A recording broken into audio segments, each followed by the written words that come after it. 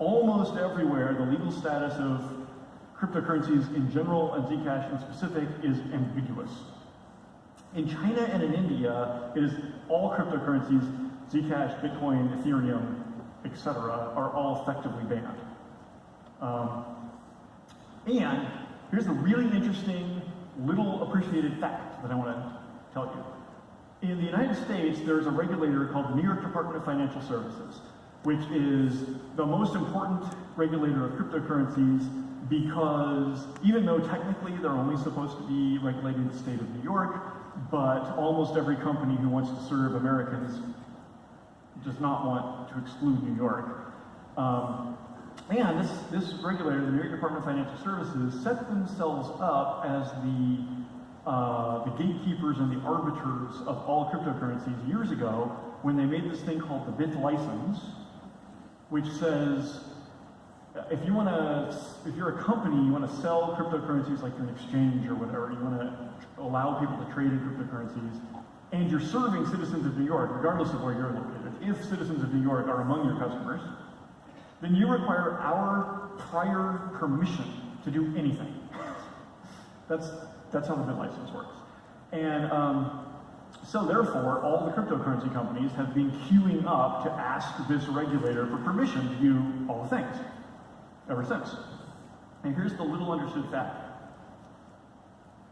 That regulator has approved like about 7 different coins as being legal for people to serve to the citizens of New York.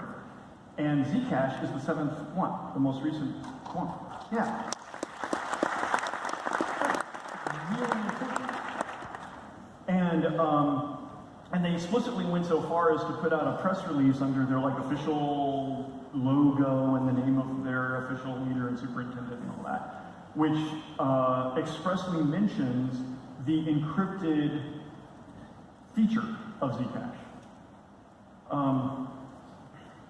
And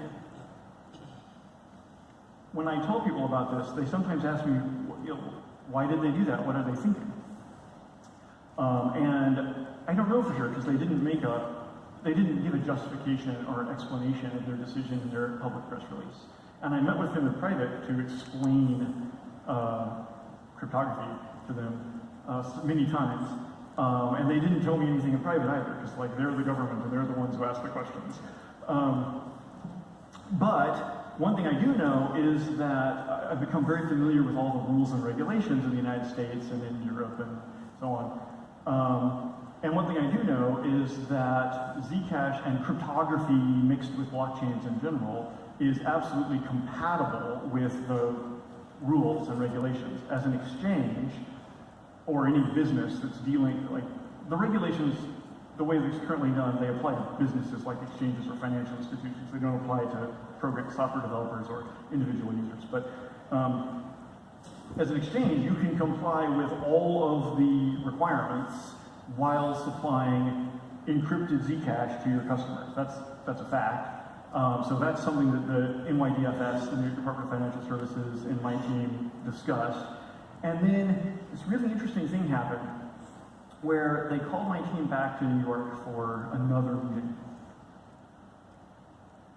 I've never talked about this publicly before. And I thought to myself, I think we covered everything in all the previous meetings, so it's not clear why they needed a meeting. Maybe it's to tell us something. And we all like filed into the official building in New York City, and we all lined up on the opposite sides of the official table. And they opened the meeting by saying, the leader of the NYDFS who was present in the room gestured to their colleagues and said, we all agree that we don't want the pocketbooks of our families and the citizens of our communities to be exposed to everyone on the internet.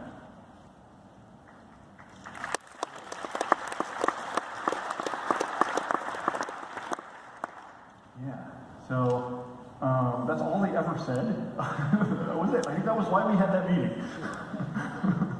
But I think it really shows that regulators and the rest of us in this community share a lot of values. We want a safe and prosperous society, And we all want a society in which the citizens have meaningful political participation, and we want people to be protected from crime and fraud.